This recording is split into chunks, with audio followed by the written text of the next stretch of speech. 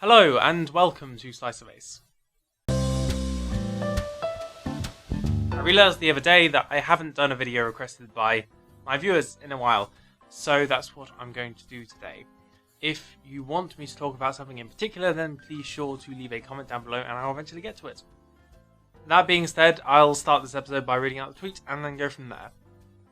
The Ace in me said, maybe you can talk about how being ace has affected your personality in specific. For example, now that I'm more aware, I can connect my asexuality to some of my characteristics and the way I react to certain situations.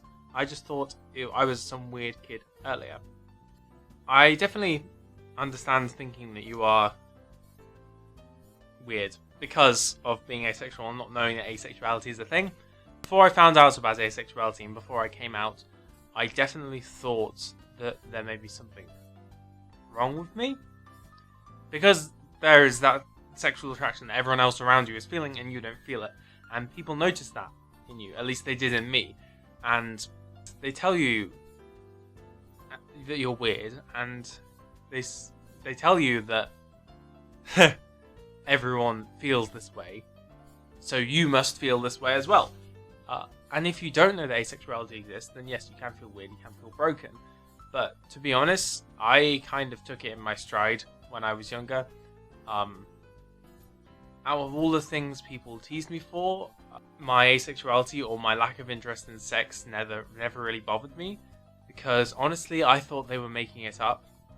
Because before then, in primary school, for example, people would joke, well, children would joke about sex, but in a very innocent and, well, childlike way, because they're children.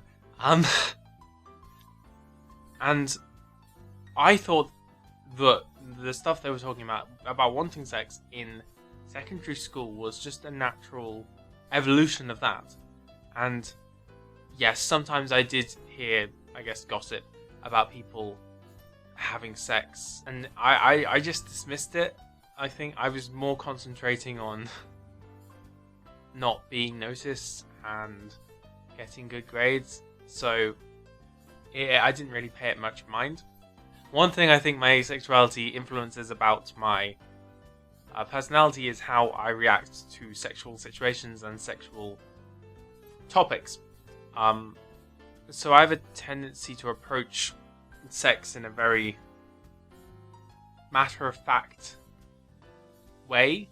I don't mind talking about sex. It's generally quite a taboo subject, but I see it as this mechanical act which people do either for reproduction or for pleasure.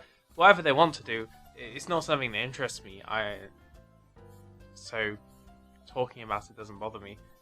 And whereas I think a lot of people who are interested in sex and for them it's this amazing thing, they will talk about it passionately and they'll be really excited about talking about sex.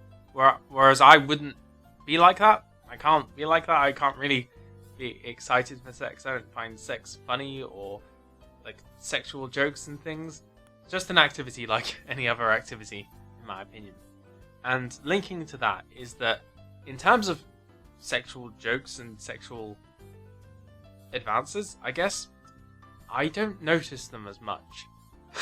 Because that's not where my brain goes. And the funniest example of this was I was talking to this girl, and she said to me, in France, because she was French, they say that guys with big feet have big, you know.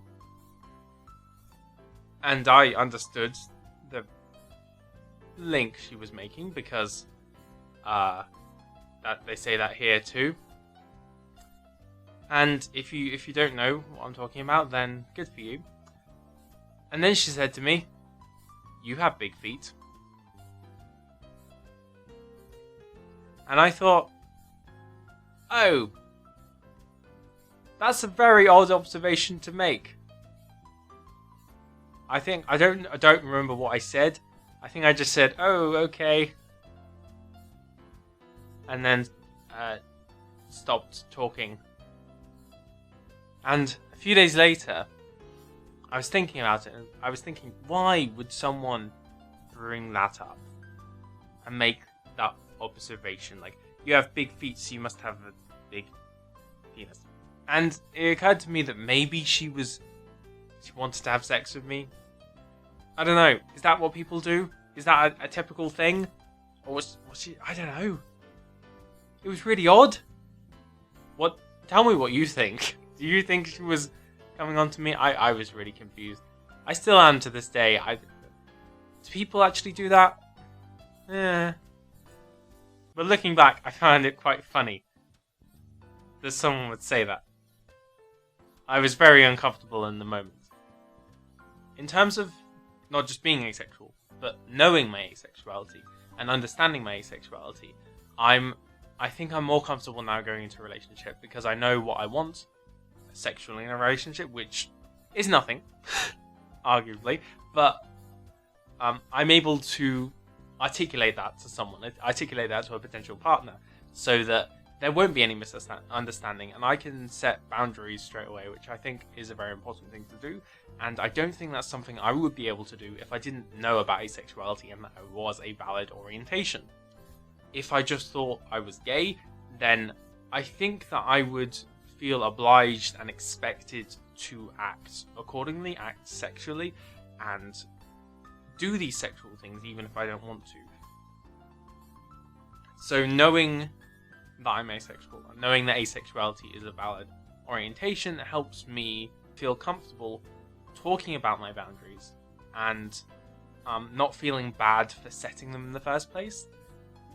Everyone should have the right to refuse sex. And I think that if I didn't know about asexuality, I wouldn't give myself that right. I think that's all I had to say on the topic. I ended on a bit of a sour note, which I didn't intend to do. I just listed the things that I thought of in order and then started rambling about those. But I think, even though that is a negative thing to end on, it's a good opportunity to mention ace visibility. For me personally, knowing that I was asexual was a huge help in accepting myself and understanding myself.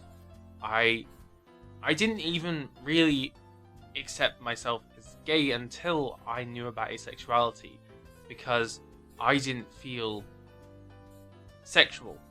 And since sex is such a big part of mainstream sexuality, I didn't think I could be gay because I didn't want sex. So that's why I think ace visibility is so important, and that's why I do these videos in the first place. If you enjoyed this video, then please leave a like.